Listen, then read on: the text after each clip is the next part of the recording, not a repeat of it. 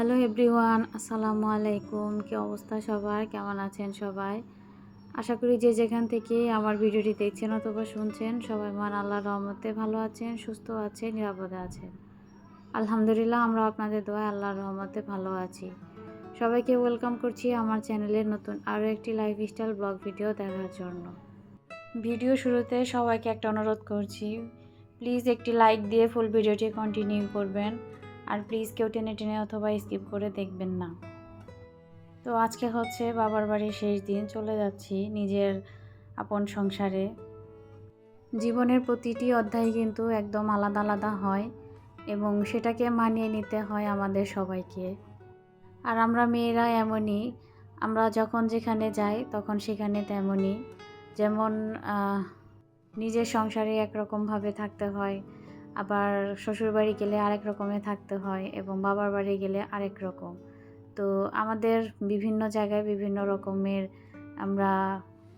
তো এই বেশ কিছুদিন ধরে আর কি আমি দেশের বাড়ি ছিলাম, যেহেতু রমজান মাসে এসেছিলাম। তো রমজানে বেশ কিছু রোজাও এখানে রেখেছি এবং তার সাথে ঈদের আনন্দ সবার সাথে আর কি ভাগাভাগি করে শেয়ার করেছি। তো এবারের ঈদ বাড়ি এসে আমি প্রচণ্ড পরিমাণে দৌড়াদৌড়িতে ছিলাম, বিভিন্ন জায়গায় আর কি বিভিন্ন কাজের জন্য যাওয়া লেগেছে। তো এক কথায় বলা যায় সব মিলে একটু আমি হাঁপিয়ে গিয়েছি, কারণ এমনিতেই মন মানসিকতা ভালো নেই, তারপরে যে সমস্ত কাজ একদম না করলেই নয় সেগুলোও করা লেগেছে।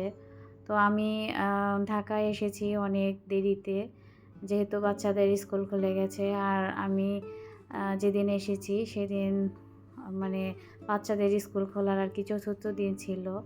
তো আমার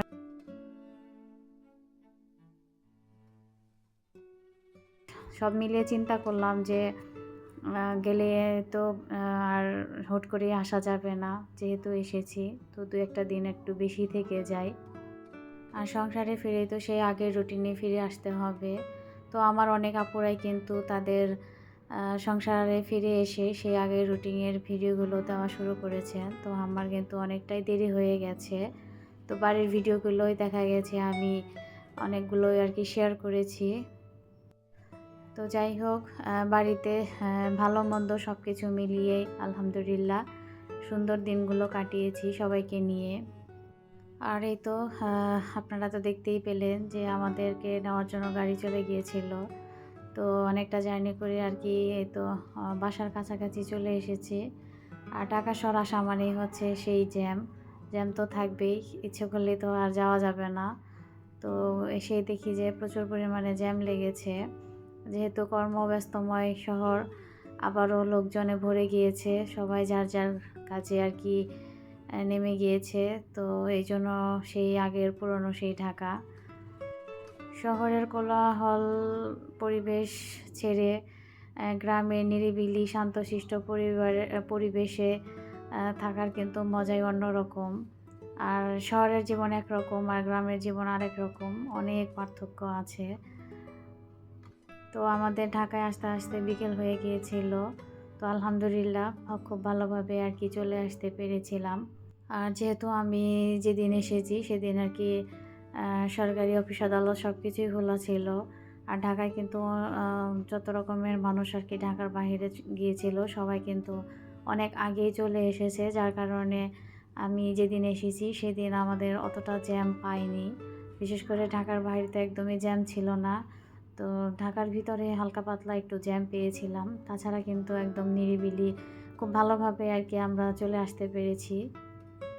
তো যাই হোক, বাসার একদম কাছাকাছি চলে এসেছি। আর রাস্তায় বাচ্চারা গাড়িতে ঘুমিয়ে পড়েছিল, আমারও অনেকটা খারাপ লেগেছিল, কারণ গাড়িতে উঠলেই কেন জানি না মাথা ব্যথা শুরু হয়ে যায় আমার। তো যাই হোক আলহামদুলিল্লাহ এই তো এখন গাড়ি থেকে আর কি জিনিসপত্র এবং ব্যাগ ট্যাগ নামানো হচ্ছিল। বাচ্চারা একদম বাসার সামনে এসে আর কি ওরা ঘুম থেকে উঠেছে, এ পর্যন্ত আর কি ঘুমিয়েছিল। আর আমার মনে হয় বাচ্চারা ঘুমিয়ে থাকলে মানে একটু ভালো হয়, কারণ ওরা কিন্তু অনেকটা সময় গাড়িতে থাকার কারণে বোরিং হয়ে যায়, তখন দেখার একটু ঝামেলা হয়। তো যাই হোক, অ্যাপার্টমেন্টে এসে দেখলাম যে মাশাআল্লাহ আলহামদুলিল্লাহ অনেক সুন্দর সুন্দর আম। তো আমগুলো দেখে খুব ভালো লাগছিল। আর আকাশ খুব বেশি মেঘলা ছিল, মনে হচ্ছিল বৃষ্টি হবে। আর যেহেতু বৃষ্টির সিজন চলেই এসেছে, এখন কিন্তু নিয়মিতই দেখা যায় বৃষ্টি হয় কোথাও না কোথাও। তো যাই হোক, এটা হচ্ছে এখন সন্ধ্যায়। তো সন্ধ্যায় আমি বাড়ি থেকে যে জিনিসগুলো নিয়ে এসেছিলাম সেগুলোকে একটু আর কি প্রসেসিং করছিলাম, কারণ দেখা যাবে কাঁচা যে জিনিসগুলো এগুলো আবার প্যাকেটে থাকলে অনেক সময় নষ্ট হয়ে যায়। তো আমি বাড়ি থেকে কিছু ভুট্টা নিয়ে এসেছিলাম। ভুট্টা বলতে এগুলোকে সুইট কর্ন বলা চলে, কারণ এগুলো কিন্তু একদম কচি ছিল। তো ওগুলো নিয়ে এসেছিলাম, আমার বাচ্চারা যেহেতু এগুলো খেতে পছন্দ করে আর বিভিন্ন খাবারের মধ্যে দিলে কিন্তু ভালোই লাগে। তো আমি এগুলোকে আর কি একটু বের করে নিচ্ছিলাম।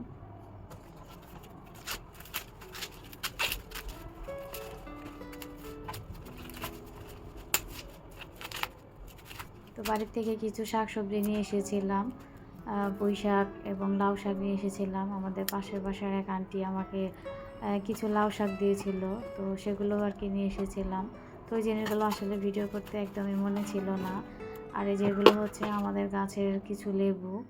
তো লেবুগুলো এত স্মেল ছিল কাগজি লেবুর মতো, আর ভেতরে মানে অনেক রস, আর বিচি খুবই কম।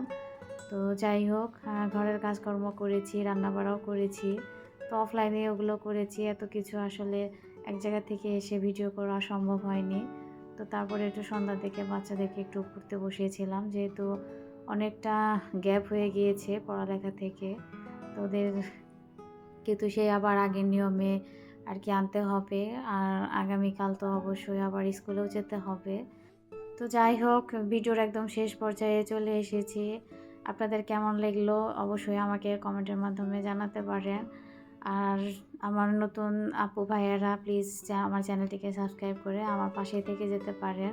তো যাই হোক, আজকে বিদায় নিচ্ছি, ফিরে আসবো আগামীতে নতুন কোনো ব্লগ ভিডিও নিয়ে।